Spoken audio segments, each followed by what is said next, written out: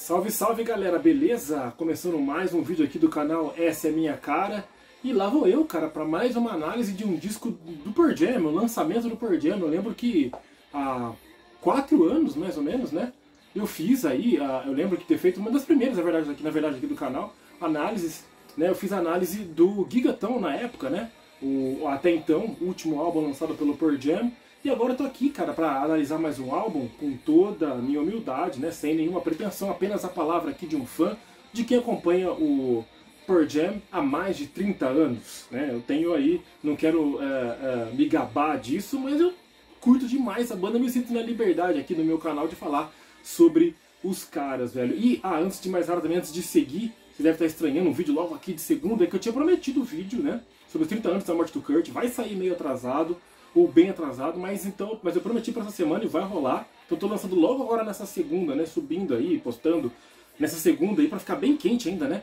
É uma análise sobre o disco novo do Pearl Jam. E depois, na quinta-feira, quarta para quinta, vai rolar o vídeo sobre os 30 anos da morte do Kurt, beleza? Mas então, como eu dizia, 30 anos não. Ai, ai. O álbum novo do Pearl Jam, cara. O álbum novo do Pearl Jam chamado Dark Matter. Eu fiz a análise do single, né? Há alguns meses e tal. A faixa título, né? Dark Matter. E o álbum saiu. Tinha aquela expectativa de ser um álbum um pouco mais pesado, ou então um álbum com mais guitarras, mais próximo às raízes da banda, parará.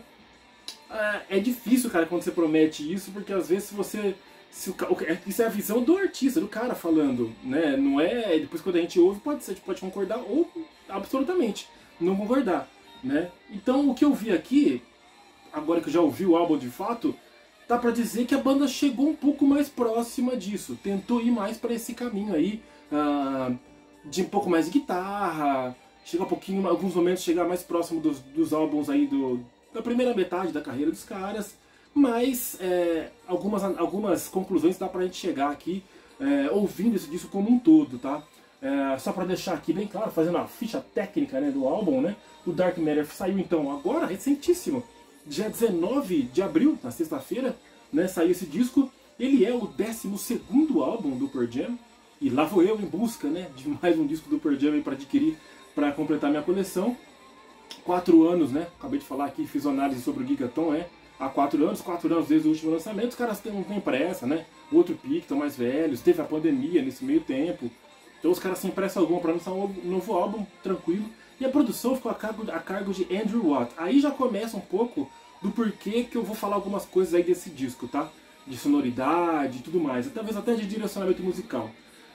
Andrew Watt é o produtor, é um cara bem jovem. Eu não sei porque se em algum momento eu falei no análise do single Dark Matter que tinha algum produtor das antigas envolvido. Acho que eu viajei feio, cara. Porque Andrew Watt, esse cara que é bem jovem, menos de 40 anos, ele já produziu Ozzy, trabalhou com Ozzy, com Iggy Pop e com Miley Cyrus, Post Malone, Maroon 5. Caralho, velho. Pois é, eu não entendi muito bem essa escolha, né, pra dirigir, né, pra produzir o álbum do Pearl Jam. E talvez por isso que a banda continue soando com timbres mais moderninhos, cara. Eu acostumei, cara, eu gostei do Pearl Jam desde o início por ser aquela banda com um som mais sujo. O primeiro disco ainda tem um pouquinho mais polido, até muita gente fala mal dele até por isso, mas ainda assim ele tem uma carga emocional, uma carga visceral maior, cara. E é isso que fez muita gente gostar do Pearl Jam, né, cara? Se encantar com o Pearl Jam. Isso se seguiu nos álbuns seguintes, aí, pelo menos até o Binaural, pelo menos, hein, cara? No início dos anos 2000. Mas o que a gente vê agora é uma banda com uma sonoridade um pouco mais aí, polida mesmo, já desde o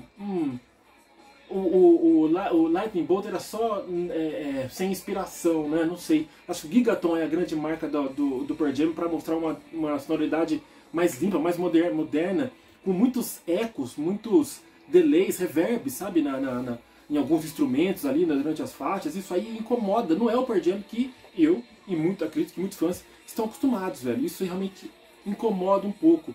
É triste de dizer, cara, um detalhe, uma coisa que eu fiquei pensando assim, eu escrevi bem assim, olha só. Banda soando inofensiva em alguns momentos, meio R.E.M., mas ó, quando eu falo R.E.M., meio R.E.M., meio Smiths, as bandas sempre foram assim. Elas tiveram esse lado mais leve, mais tranquilo. O Pearl Jam nunca foi caracterizado por isso, cara. Lógico, em alguns momentos sim. Mas quando ela pegava mais pro rock mais, para as músicas mais aceleradas, eles iam mais fundo mesmo, dentro do limite deles. Então olha só, meio R.E.M., Smiths, bandas que sempre soaram delicadas no bom sentido, né? Pearl Jam sempre soube ser pesado, como eu falei, sujo. E quando tirou o pé, era emocionante, sensível e melancólico. Eu coloquei aqui, mas agora ele é meio brega. Infelizmente, em alguns momentos acaba meio brega. E pra dar pá de cal aqui, ele deixou ele fugiu um pouco das raízes do blues, que sempre teve, para chegar numa coisa meio pós-punk, que nunca foi a cara do Pearl Jam. E lamentavelmente, chegando próximo do U2, velho, em alguns momentos. Ai, como me dói dizer isso. Não sei, é o que me veio à mente. Eles dizem que tem a participação em várias de teclados e guitarras complementares do Josh Klinghoffer, o cara que foi adotado pela banda aí depois de ser chutado do Red Hot Chili Peppers para a volta do John Frusciante. Josh Klinghoffer fez participações ao vivo, tocou bateria em alguns shows para os caras que o Matt Cameron não poderia participar, e hoje ele está aí. Inclusive o Boom Gasper, tecladista de longa data, não é acreditado no disco, acho que não participou desse projeto. Josh Klinghoffer é o cara por trás aí de teclados e algumas guitarras. Piano, aqui ó, piano, keyboards e guitar. Tá acreditado aqui, Josh Klinghoffer. Interessante, né? Enfim. Aí vamos chegar então nas faixas, né, cara? Não quero já me alonguei um pouco dando esse contexto geral. Eu quero falar sobre as faixas em como um todo, cara. As primeiras duas faixas, o Scared of Fear e a React Respond, são faixas que abrem disso de forma acelerada, tá? O rock que a gente espera do Pearl Jam mesmo, no peso que a gente espera do Pearl Jam, no peso que o Mike McCready disse em entrevistas que talvez o álbum teria, mas a sonoridade mais modernosa. Aí você vem a faixa, uma das que eu coloquei de vermelho nas minhas anotações, 3 músicas, essa é uma delas. A Wreckage, uma balada bem assim brega, daquilo que eu falei que a banda acabou ficando brega em alguns momentos, essa é uma delas. A banda não consegue lançar até chegar numa determinada faixa aqui. Eu tava pensando comigo que a banda não consegue chegar numa balada inspirada desde o Backspacer, cara. Talvez Yellow Moon, um pouco do Lightning Bolt seja bacana, mas as baladas boas mesmo estão ali, as últimas estão no Backspacer, cara. Amongst the Waves, Unthought Known e tal, uma coisa assim. Acho que é esse o nome, né? Não me lembro agora direito. Wreckage, sem chance, cara.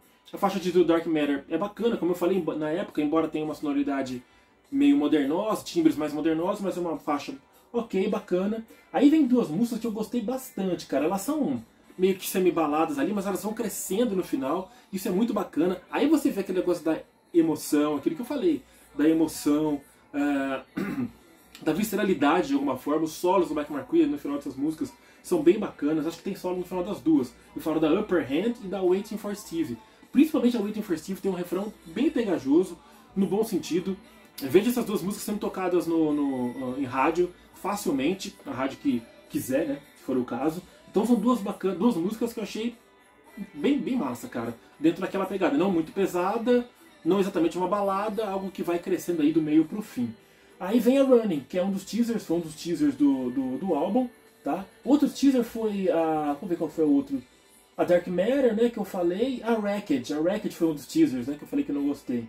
O outro teaser foi a Running, que é a música mais rápida do disco, tanto em velocidade quanto em duração. Ela é a faixa mais curta, tem menos de 3 minutos. Não é um espetáculo de música, mas é legal, ela empolga, bacana, entrou bem. Eles vão tentando dar uma variada, né?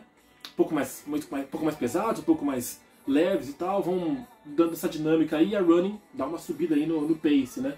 Na sequência vem uma música que eu achei também sem graça, cara. A faixa 9 é Something Special, mais uma balada, uma levada meio country aqui, né, nela. Às vezes tem umas coisas, por exemplo, o Black Keys, que tem uma levada às vezes meio country blues, eu acho massa, não é que eu não gosto de country. Na verdade eu não gosto, mas quando usa algum elemento ou outro, dependendo do resultado final, me agrada. Nesse caso aqui, não me agradou, cara. Aí você tem na sequência Got to Give, né, que eu coloquei aqui. Começa com um dedilhado estilo Ed Vedder solo, né, aquele dedilhado bem folk ali e tal. Depois ela vai para um rock básico, mas que até empolga um pouco no final, mas não é nada que vai marcar aí pra sempre, tá? E o final uma música, um folk, né, Setting Sun, meio um timbre de bateria meio bem diferenciado, tá? Ela deixou mais intrigado, não me incomodou, me deixou mais intrigado esse timbre, né? Tem teclado ali presente, parece mais presente ali na mix, e o vocal do Ed Vedder bem baixo nos versos, no refrão, que ele sobe de novo um pouco. Não achei a faixa assim sem inspiração ou sem graça, como a Something Special ou a Wreckage, mas eu achei ela uma música que me intrigou, que eu vou querer ouvir mais vezes e que ficou legal, caiu legal pra encerrar o disco. Bacana a música aí. Interessante, não vou dizer bacana não. uma música fora que eu gostei, não vou dizer. Vou dizer que me intrigou, achei interessante, voltarei a ouvir com certeza. E pra fechar aqui, cara, sobre a minha opinião, cara, desse disco, é um disco, ele é mais respirado que os dois discos anteriores, que o Gigaton e o Lightning Bolt, mas ainda não supera o Backspacer. Pra mim, o Backspacer ainda é o último disco que eu ouço do Pearl Jam, que eu... Cara, que da hora. Esse aqui teve, como eu falei, tem bons momentos, pode ser que ele cresça, né, na minha percepção aqui com o passar dos tempos, mas ele não coloca ele como um disco no nível ou muito menos acima do Backspacer. Da de 2009 ainda é, pra mim, o último disco bom do Pearl Jam, de fato, tá? Mas é isso, cara. Fiz críticas aí, como eu falei, eu ouço a banda há 30 anos, me sinto no direito, né, de meter o pau na banda, se for o caso, e elogiar o que eu senti que foi massa, velho. Então, é um disco, como eu disse aqui, bom, gostei. Vai ser mais fácil de eu comprar ou ganhar de presente do que os anteriores, tá? Gostei que tem aí realmente chegou um pouco mais próximo do Pearl Jam mais antigo, mas tem essa tendência aí. Produtor novo, a busca por uma sonoridade um pouco mais refinada, ainda dá uma incomodada, velho. Ainda bem que eles, por algum lado, eles partiram para essa coisa um pouco mais suja em alguns momentos, um pouco mais visceral, que a gente viu e que a gente se apaixonou tanto aí no início dos anos 90 até começo dos anos 2000. Beleza? É isso aí, galera. Pearl Jam continua aí. Deixa eu só falar uma coisa, velho. Deixa eu falar uma coisa pra acabar. Perigosa essa coisa. Mais um negócio que eu vou falar também da liberdade de fã de longa data. O Pearl Jam pode estar envelhecendo mal como o Ed Vedder, cara. Olha que foda isso. O Ed Vedder eu sempre achei que fosse aquele cara totalmente desencanado. O cara que vive a vida ali tranquilo, sem no strings attached, né? Aquele cara que não faz concessão a nada. Cara de boa ali, mas eu nunca imaginei que ele fosse ser um cara que fosse o tiozão de pintar o cabelo, de tingir a barba, tá ligado? Eu achei, cara, vou ficar velho, vou ficar com cabelo branco, se foda. É isso aí mesmo, eu vou continuar fazendo meu som, vou agitar no palco, do jeito que eu tiver mesmo, envelhecido e tudo mais, foda-se.